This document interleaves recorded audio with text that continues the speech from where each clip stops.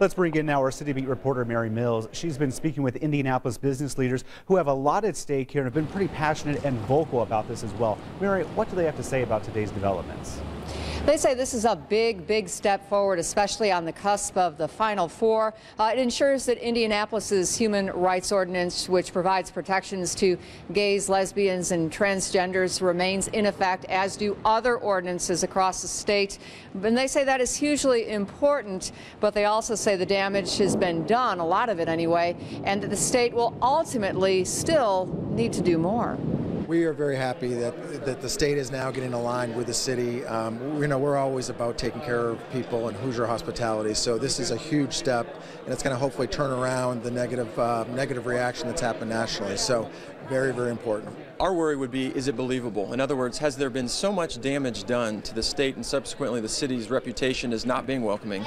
Will this message, will this refinement, this amendment be able to be clearly communicated, understood, and to be embraced by those, including in our LGBT community? We're going to work with a sense of urgency along with Indy Rainbow Chamber, our own Chamber of Commerce, to continue with our campaign that Indy welcomes all. Our members will be satisfied for now, and I think as shown by the strong showing of major employers who are actively involved in this and who are here today.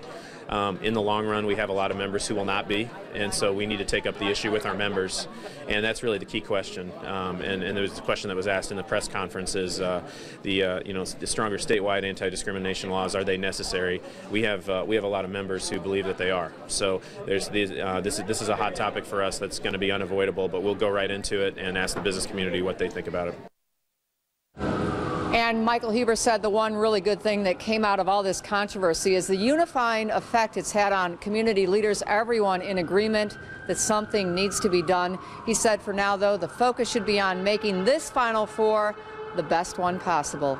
We're live at the State House. Mary Milz, Channel 13 Eyewitness News. Mary, thank you. Your reaction continues pouring in this afternoon about the RFRA changes. The NCAA president says the association is, quote, very pleased with the revisions. Now, the NCAA, which is based in Indianapolis, was among the first to express concern about the law when it was passed last week.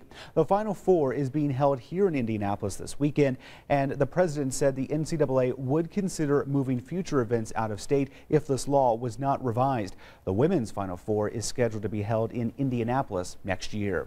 Now the question remains, will this be enough to stop all the fallout and all the backlash? Before the announcement, the mayor of Portland, Oregon suspended city-funded travel to Indiana.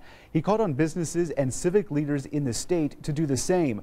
A spokesperson says Portland employees occasionally travel here to Indiana. In fact, the Planning and Development Department leaders recently came here for a forum. The law has also put 6 conventions planned in Fort Wayne at risk. We're arming them with information about how open and willing we are to welcome their delegates back to our community. The concern is that it might be too late. Losing those 6 conventions means more than $1 million in lost money for Fort Wayne. That includes $90,000 in tax money. Of course, the changes and the reaction to the so-called RFRA fix will continue developing here throughout the day. Watch for the latest information on WTHR.com, and of course, team coverage continuing for you on Eyewitness News beginning at 5 o'clock.